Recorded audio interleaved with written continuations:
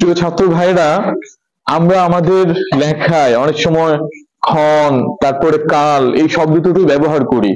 অনেক সময় সংশয় হয় এই শব্দ দুটো কি পূর্বের শব্দের সাথে একসাথে বসবে না আলাদা করে বসবে।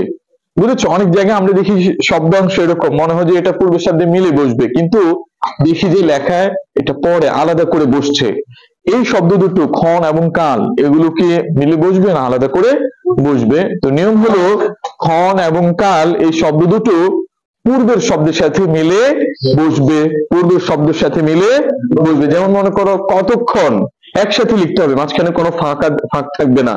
যতক্ষণ একসাথে লিখতে হবে, মাঝখানে কোনো ফাঁক থাকবে না। কথা বুঝেছো? ঠিক এই শব্দ এখানে যদি আমরা কাল যোগ করি, যতকাল, এতকাল, কতকাল, কিছুকাল, এই সব জায়গায় একসাথে লিখতে হবে। খেয়াল করে এটা আমরা লিখেছি বোর্ডে।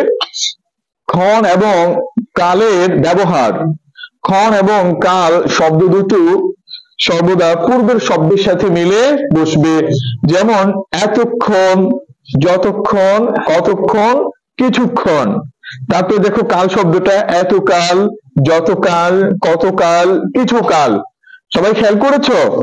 হ্যাঁ, এই যে একটা জায়গায় শিখে নিবে, এখানে আমরা কিছু শব্দের সাথে ক্ষণ যোগ করেছি, আরো অন্য শব্দের সাথে কি হতে পারে, যোগ হতে পারে। যেখানে যেখানেই ক্ষণ এবং কাল যোগ করার প্রয়োজন হবে একসাথে মিলিয়ে লিখতে হবে। মনে থাকবে সবার ইনশাআল্লাহ।